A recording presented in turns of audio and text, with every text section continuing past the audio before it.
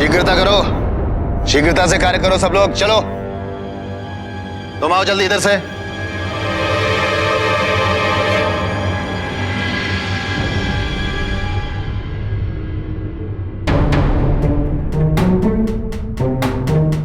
तो तुम अभी तक जीवित हो? सर्वश्रेष्ठता की उत्तरजीविता, ये तो वन का ही नियम।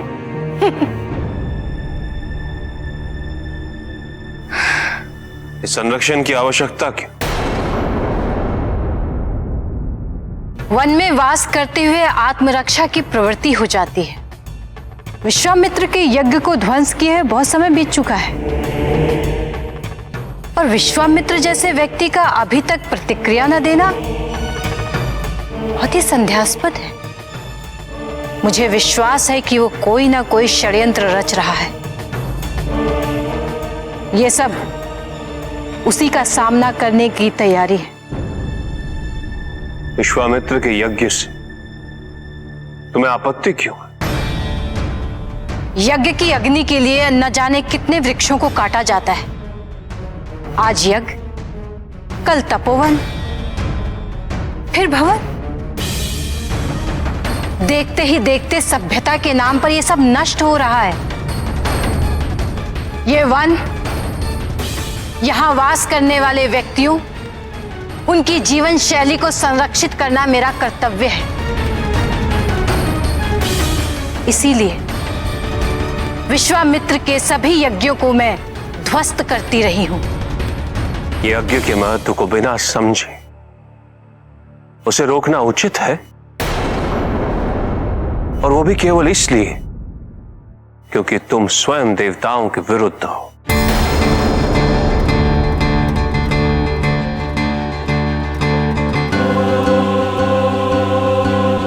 ना मैं देवताओं के विरुद्ध हूं और ना ही असुरों के पक्ष में, और ना ही मैं उन असुरों जैसी हूं जिन्होंने त्रिदेव की तपस्या करके अमृत और अजय होने का वरदान प्राप्त किया। मेरे पास केवल मेरा अपना बल है और मेरी भूमि। तुम्हारी भूमि? कैसे? तुम इस निष्कर्ष पर कैसे पहुंची हो कि यह सारी भूमि तुम्हारी है? किसने अधिकार दिया तुम्हें?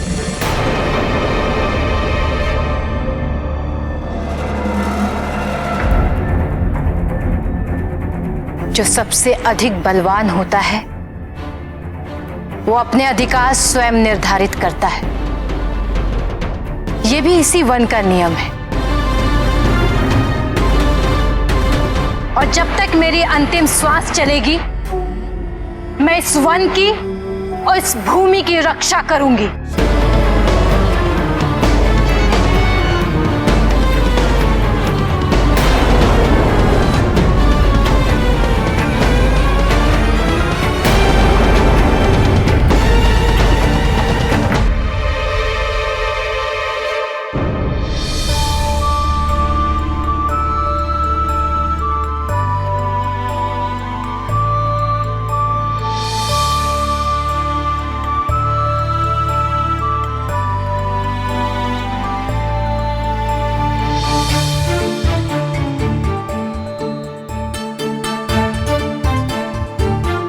भैया, आपको क्या लगता है गुरुदेव विश्वामित्र हमें यहाँ क्यों लाए? कारण तो मैं भी नहीं जानता लक्ष्मण, किंतु हाँ, मुझे एक अनुभूति हो रही है जिससे मैं व्यक्त नहीं कर सकता। केवल इतना समझ लो कि इस स्थान का संबंध महादेव से है।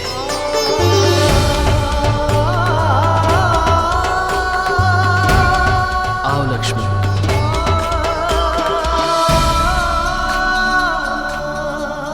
राम का आपकी शक्ति के साथ संपर्क स्थापित होने लगा है।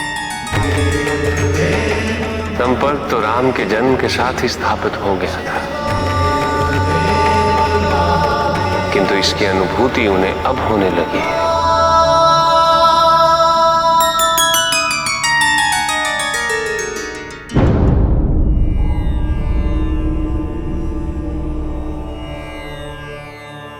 गुरुदेव,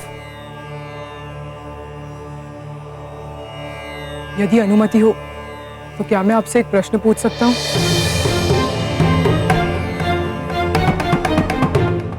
हम यहाँ क्यों आए हैं?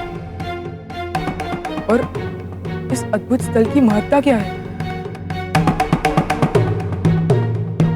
तुम्हारे मन में भी यही प्रश्न है? जी गुरुदेव। नेत्र बंद करो और अपने आप से पूछो, उत्तर स्वयं तुम्हें प्राप्त हो जाएगा।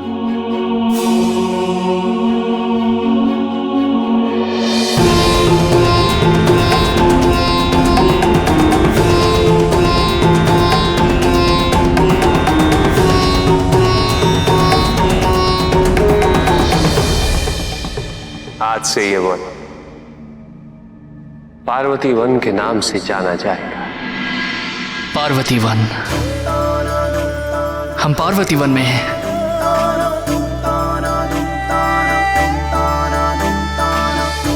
और इस वन की स्थापना स्वयं महादेव ने देवी पार्वती के लिए की थी।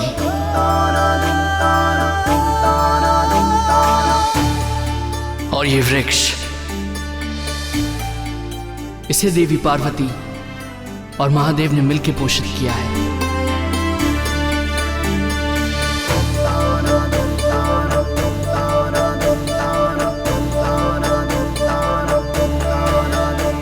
इस पावन धरती को प्रणाम करो।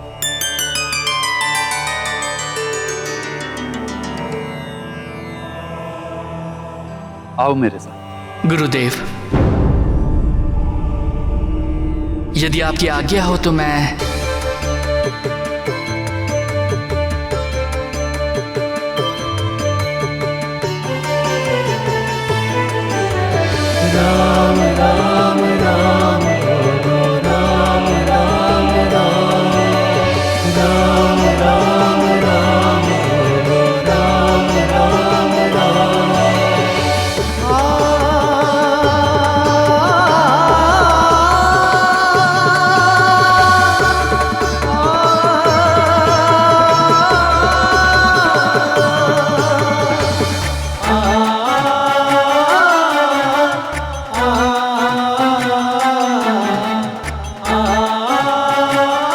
स्वामी, इच्छा तो हो रही है हम अभी वहां जाएं और राम और लक्ष्मण का स्वागत करें।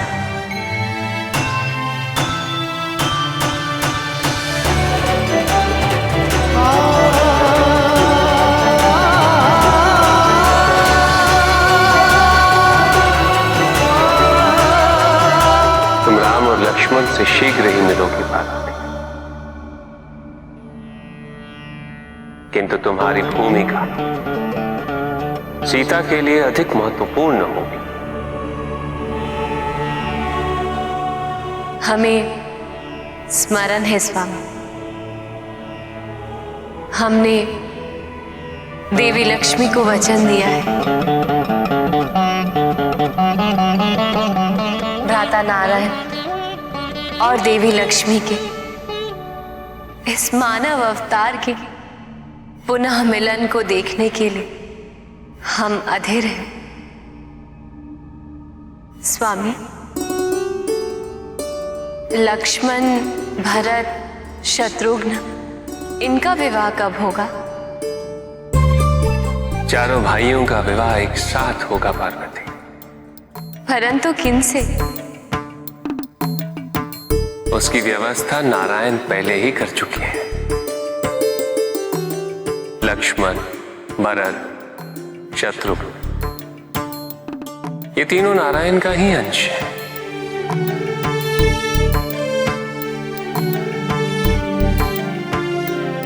शेषनाग ने लक्ष्मण का अवतार लिया ताकि वो नारायण के इस मानव रूप के समीप रहकर उनकी रक्षा कर सके। भरत है नारायण के पंचजन्य शंख,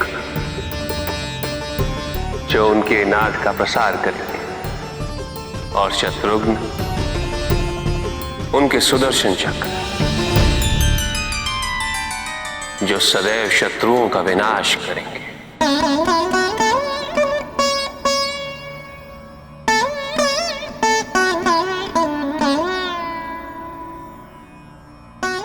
और इन तीनों की पत्नियों का चयन देवी लक्ष्मी ने समुद्र मंथन के समय ही कर दिया था।